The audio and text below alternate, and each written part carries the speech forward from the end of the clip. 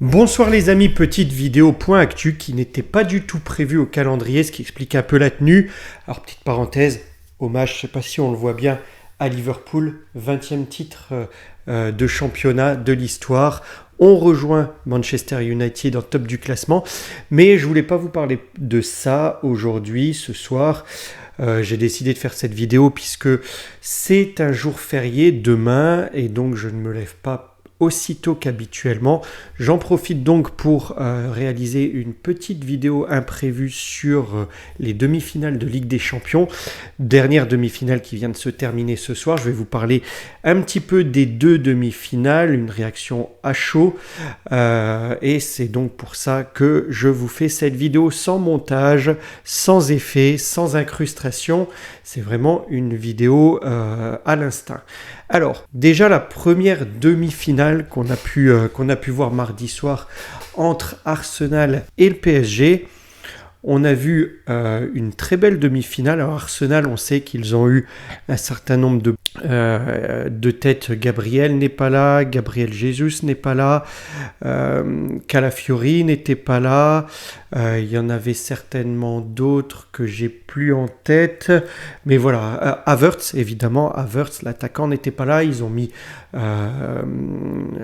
Trossard devant, qui n'est pas sa place habituelle, qui dépanne parfois. Il a déjà dépanné sur ce poste-là, mais c'est pas son poste de prédilection. Donc c'est vrai qu'Arsenal venait avec une équipe un peu remaniée, pas son équipe type, alors que de l'autre côté, on avait un PSG au complet. Et donc c'était un très beau match avec un PSG flamboyant, notamment lors de la première mi-temps. On a vu un PSG, je le disais, qui était mort de faim. Il se battait sur tous les ballons, tout le temps un pied, une tête qui habituellement n'était pas mis à l'endroit là. On voyait qu'il décuplait un peu les efforts, hein, c'est ça que je veux dire. Un PSG transfiguré depuis 6 mois, c'est pas le même qu'on a pu voir en début de saison. Il y avait déjà eu ce match en phase régulière. PSG s'était incliné 3-0 Arsenal. Ils ont montré vraiment un autre visage. Contrairement aussi à l'année précédente, on a moins de stars dans l'équipe. On a l'impression que Luis Enrique a insufflé plus une vraie équipe à travers ce PSG. Il y a vraiment une âme cette fois-ci au sein de ce club et on assiste, enfin je trouve que une des grandes différences par rapport au PSG de l'année dernière pour ma part, c'est sur les ailes, on a soit à gauche un Kvaratskhelia ou un Barcola qui n'hésitent pas à défendre. Alors ils apportent énormément offensivement, surtout en ce moment Kvara qui est en très grande forme.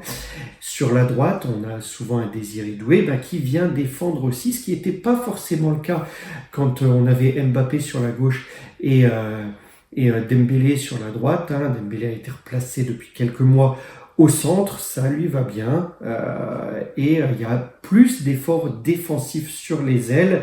Et là, pour le coup, depuis quelques semaines, quelques mois, c'est un PSG transfiguré avec des joueurs qui font les efforts défensifs, qui font les efforts offensifs. Alors, on l'a vu sur ce match, ça paye effectivement, mais ça cause aussi un certain état de fatigue à un moment donné. On a vu un PSG très bon pendant les 40 premières minutes, et puis ensuite, qui a un peu baissé le pied. Il n'en a pas fallu autant pour qu'il prenne l'avantage.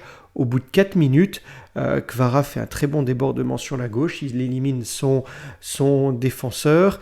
Il centre un peu en retrait. Dembélé reprend de volée. Avec un peu de chance, il la frappe tibia. Ça fait poteau rentrant.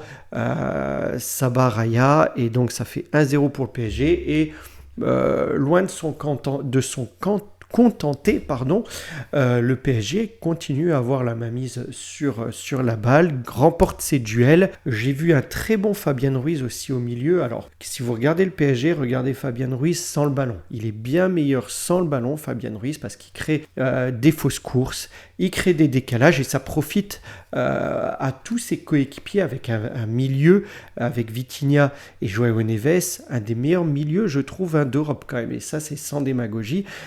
Vraiment de manière objective, le PSG a vraiment un très bon milieu et regardez bien Fabien Ruiz sans ballon. Ensuite, Au bout de 40 minutes, on a vu que, comme je le disais, les efforts ont commencé à donner un peu de fatigue au sein du PSG et ils ont un peu reculé. Arsenal a eu un peu plus la main mise sur le ballon. Une action notamment très tranchante, je crois que c'était de Merino en fin de première période avec un beau sauvetage de Donnarumma. Alors là aussi, si je devais donner à ce match 2 hommes du match, j'en vois pas un seul, j'en vois 2. Dembélé, évidemment, il a été décisif dès le début et on attend ça des grands attaquants dans les grands clubs, qu'ils soient décisifs, et c'est le cas de Dembélé qui n'avait plus marqué depuis quelques matchs, et là, il marque un but décisif. Il est là au bon moment, c'est ce qu'on attend de lui, et donc pour moi, ça a été un des meilleurs Parisiens pour ça, parce qu'il a été décisif. Et puis Donnarumma, ça fait quelques matchs, on l'a beaucoup critiqué lors de la phase régulière de Ligue des Champions, on l'a beaucoup critiqué en championnat, mais là, il sort, il est présent lors des grands matchs, mais à culpa, c'est vraiment un gardien qui nous sort des prestations XXL ces derniers temps. On l'a vu contre Aston Villa, on l'a vu contre Liverpool, il a sauvé une balle de match là en première mi-temps, mais il en a sauvé une deuxième un peu plus tard en deuxième mi-temps avec une horizontale ras-de-terre magnifique, 1m96, il s'élance de tout son long et rapidement au ras du sol pour sauver une deuxième ballon décisif. Je crois que c'était sur une frappe de Trossard, une frappe croisée de Trossard en deuxième mi-temps. C'était splendide. Donnarumma pour moi avec Dembélé ont été les 2 hommes du match, mais le PSG dans sa globalité a été très bon. J'ai parlé de Fabien Ruiz et de son jeu sans ballon. Kvaratskhelia, c'est un bijou à gauche, une des meilleures recrues hivernales des dernières années pour moi du PSG. Et en deuxième mi-temps, on a eu un club d'Arsenal qui avait un peu plus la main sur le ballon, mais le PSG a aussi un peu levé le pied, laissé venir, et a été plus en contrôle. Ils ont bien défendu.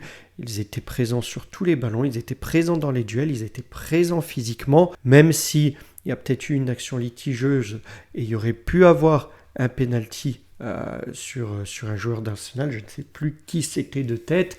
Bon, première mi-temps, il y aurait pu avoir aussi une faute sur un joueur parisien. Il y a eu un but, d'ailleurs, pas loin de la reprise, il y a eu un but, il me semble, de Merino aussi, qui a été refusé pour un hors-jeu très, très limite, mais sur le ralenti, il est hors-jeu. Donc le PSG a su contenir les actions d'Arsenal, a su contenir cette deuxième mi-temps, et sur la fin a même poussé, puisqu'Arsenal continuait à se montrer très haut sur le terrain sur la fin de match. On a fait rentrer Ramos. Ramos a même eu une occasion assez franche, l'a mis sur la barre. Il aurait pu faire le break, 2-0 à l'extérieur. Ça aurait été un grand pas vers la finale. C'est un petit pas vers la finale avec une victoire 1-0.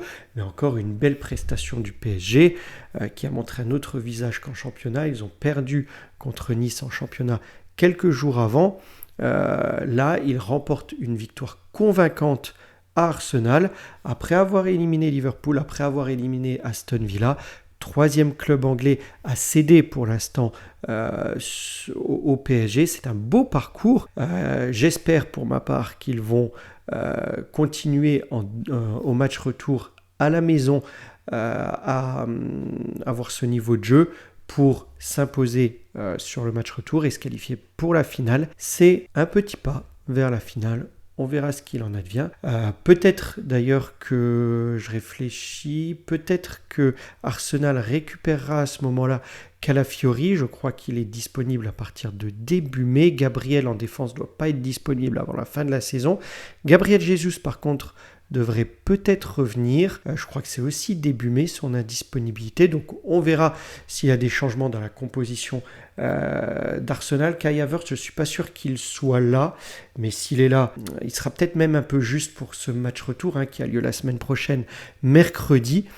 On verra. Peut-être que la composition d'Arsenal sera un peu différente de ce qu'on a vu là. Peut-être qu'ils récupéreront certains éléments. Mais en tous les cas, ballottage favorable pour le PSG après cette première demi-finale. Concernant l'autre demi-finale, elle vient de se terminer. En tous les cas, plutôt Barcelone Inter de Milan, c'était là aussi un très beau match, il ne fallait pas être en retard. Si vous voulez un exemple de réalisme, d'efficacité, il fallait voir l'Inter dans ce match-là. Si vous voulez un exemple de calme, de maîtrise, de sérénité. Il fallait voir Barcelone lors de ce match-là, parce que chacun a eu ses qualités, très différents, mais c'était un bel exemple de réalisme d'un côté, un bel exemple de sérénité de l'autre. Oui, il ne fallait pas être en retard, parce qu'au bout de 30 secondes, Dumfries, à droite, récupère le ballon après le coup d'envoi, 30 secondes, prend l'avantage là aussi sur son défenseur, centre, et on assiste à un très beau but, une belle magère de la part de Thuram qui trompe tout de suite Chesney pour prendre l'avantage et mener au score 1-0. Magère, vous voyez ce que c'est, cette espèce de talonnade derrière le pied d'appui. Si vous ne voyez pas, cherchez dans ma playlist, j'en ai fait une vidéo pour expliquer ce qu'était une magère. Et puis, on assiste à ce qu'on aurait pu penser, c'est-à-dire une possession de Barcelone qui essaye de revenir au score, qui se rapproche de plus en plus des buts de Sommer, qui tente des actions, et contre le cours du jeu, c'est l'Inter qui va chercher le 2-0. Alors, qui a marqué ? Punaise, j'ai un trou de mémoire, je me souviens plus qui a marqué. J'essaye de me remémorer. C'est Dumfries, je crois. Oui, c'est Dumfries sur un corner de Di Marco. Il fait d'ailleurs, alors il y a une déviation de la tête de je ne sais plus quel joueur, et Dumfries le récupère un peu de haut but avec un espèce de ciseau en arrière, mais un beau ciseau d'ailleurs, et vient tromper à nouveau Chesney pour marquer un 2-0. Deux actions de l'Inter, 2 tirs, 2 buts au bout de 20 minutes, contre le cours du jeu finalement, puisqu'au bout des 20 premières minutes, c'est plutôt Barcelone qui avait la possession de la balle.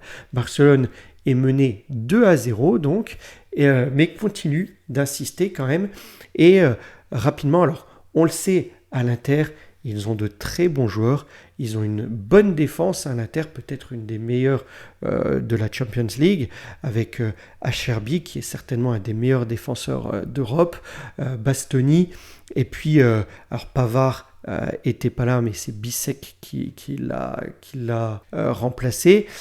C'est une défense à 3. Il y a des ailiers là qui étaient Dumfries sur la droite qui a fait un très bon match et Di Marco sur la gauche. Par contre, le problème à l'Inter, c'est toujours le même, c'est ce Di Marco à gauche qui peut apporter offensivement, et on le voit souvent sur des positions offensives près du but. C'est lui qui tire d'ailleurs les corners sur la gauche. Il apporte énormément offensivement, mais par contre défensivement, c'est limite. Et au début de match, je pensais qu'Inzaghi allait changer un petit peu sa tactique sur ce côté gauche, parce qu'on sait qu'en face, il y a Yamal à gauche, et il fallait le museler, Yamal. Il a préféré reconduire l'équipe habituelle, Inzaghi, et ça n'a pas loupé. Di Marco s'est montré complètement à la rue sur ce côté de Yamal. Il s'est fait malmener jusqu'à ce qu'il sorte un peu plus tard, parce que c'était pas possible, il fallait faire quelque chose pour résorber cette fuite sur la gauche. Donc j'en reviens à mon cheminement, 2-0 pour l'Inter, et on assiste ensuite à un vrai artiste avec ce Yamal qui met la misère sur son côté droit à Di Marco. Le premier but, une action de classe. Il n'y a rien à dire, je disais, l'Inter, une des meilleures défenses d'Europe, une des meilleures défenses de la Champions League. Yamal, tout seul, dribble Di Marco et prend le meilleur sur 3 défenseurs pour perforer la défense de l'Inter avec un geste de classe, d'une finesse, un petit enveloppé intérieur comme ça pour tromper Sommer, et il réduit le score 2-1. Des fois, Yamal, par exemple sur ces occasions-là, il me fait penser à un mélange entre un Robben qui reprenait comme ça l'intérieur quand il débordait sur son aile, mélange entre Robben et puis un toucher de balle avec une finesse, une technicité qu'on avait l'habitude de voir chez Messi. Pour moi, c'est un peu ce mélange-là entre un Robben et un Messi. Donc, bel exemple de l'école barcelonaise, et c'est pas fini, parce que quelques instants plus tard, on assiste à un autre exemple de cette école barcelonaise, un but cette fois-ci très collectif, où on a le métronome de Barcelone, Pedri, qui envoie une balle avec sa belle vision de jeu, qui envoie une balle dans la défense, et c'est Rafinha qui prend le meilleur de la tête sur Bissek, qui remet une balle de la tête à Ferran Torres, qui reprend la balle instinctivement et qui vient tromper Sommer pour équilibrer ce match et marquer le deuxième but de Barcelone. On en est à 2-2 avec 2 occasions de classe de la part de Barcelone, mais 2 occasions très différentes. Un exploit individuel de Yamal, il a l'habitude de ça, et un très beau chef-d'œuvre collectif de Pedri, le métronome, de Rafinha pour la remise et de Ferran Torres pour la finition. Ferran Torres qui a remplacé sur ce match Lewandowski. Je crois qu'il avait été, il est touché un peu blessé, Lewandowski, et donc il n'a pas participé à ce match. Mais une très belle mi-temps, plutôt à l'avantage des Barcelonais, mais un exemple encore une fois de réalisme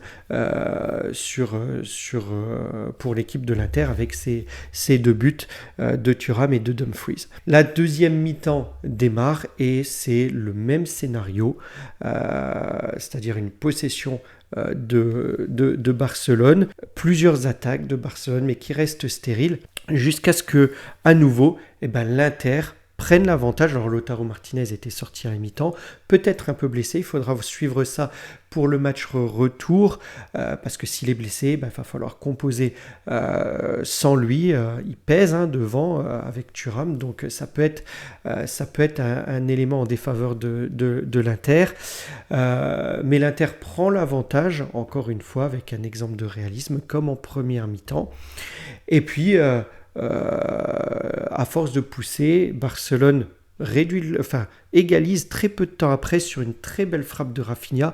Il a cassé le but, en tout cas il a cassé la transversale, la balle rebondit sur le dos de Sommer et rentre dans le but.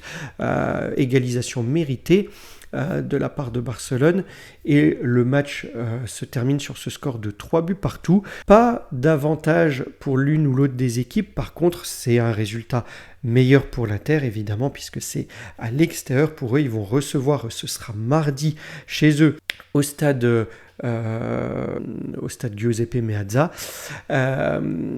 Donc, allez, ballottage favorable pour l'Inter, même si tout reste à faire. On sait que Barcelone est capable de tout. On l'a vu dans ce match, pratique un jeu très agréable à voir jouer. Ils vont peut-être récupérer d'ailleurs Lewandowski. C'est une équipe très jeune, Barcelone, mais très habile, un très beau jeu au pied. Donc voilà, ballottage peut-être favorable pour l'Inter. Je le disais, j'en ai parlé à certains amis, c'est pas un match facile. Certains pensent que sur le papier, Barcelone a de loin l'avantage. Moi, j'avais parié sur un match nul parce que l'Inter, pour moi, c'est une équipe très solide, très bon en défense, je le dis, des joueurs très polyvalents qui courent sur tous les ballons. On peut voir un Çalhanoğlu, un Mkhitaryan aussi bien au milieu qu'en défense que devant. C'est des joueurs qui ont l'habitude d'interchanger leur position. Voilà, le seul point négatif à l'Inter, c'est vraiment leur côté gauche de la défense, et qui peut être très malmené avec des joueurs comme Yamal sur ce côté. Il va falloir faire quelque chose. On l'a vu, Inzaghi a remodelé un peu ça en faisant sortir Di Marco en cours de match. Peut-être que lors du match retour, mardi, d'entrée de jeu, la composition sera peut-être différente sur ce côté pour pas que Yamal prenne l'avantage aussi facilement que ça l'a été sur ce match. Ballottage favorable pour l'Inter, on verra ce qu'il en est du match retour. Je serais très curieux de voir ça. Si je devais vous donner maintenant mes paris pour le match retour, mes prévisions, je verrais une qualification de l'Inter. Peut-être 1-0, tout simplement. Une défense qui tient bon à l'Inter. Et puis un coup de bluff, encore un coup de maître peut-être de Thuram devant, qui vient planter un pion à un moment donné. Concernant le match de mercredi, je vois le PSG se qualifier. S'ils maintiennent le niveau de jeu qu'ils ont montré cette semaine à Londres, je ne vois pas comment le match peut leur échapper. On sent vraiment un bloc équipe et une vraie cohésion dans cette équipe qui mérite d'être récompensée par une deuxième finale de Ligue des Champions. Et je pense que cette année, ils peuvent le faire. Je vois une victoire du PSG 2-0, 1-0 pour l'Inter le mardi, 2-0 pour le PSG le mercredi. C'est mon pronostic. Donnez-moi les vôtres en commentaire. Voilà, je voulais vous faire ce petit débrief. J'ai pas l'habitude de vidéos réaction comme ça, de vidéos d'actualité. C'est pas mon credo sur cette chaîne. J'en fais de temps en temps. J'espère que vous aurez pris plaisir à la suivre tout de même. Et n'hésitez pas encore une fois à me donner vos pronostics et me dire ce que vous avez pensé des demi-finales. Quant à moi, c'est tout pour cette vidéo. Je fais la mise en ligne tout de suite et vous verrez ça certainement demain matin pour ceux qui voient mes vidéos dès l'instant où elles sortent. Je vous dis sinon à samedi pour la prochaine vidéo régulière sur ma chaîne et pour ceux qui la regardent dès leur sortie. Sinon, à plus tard. Je vais aller me coucher, je suis fatigué. Bonne nuit à tous et à bientôt les amis. Au revoir.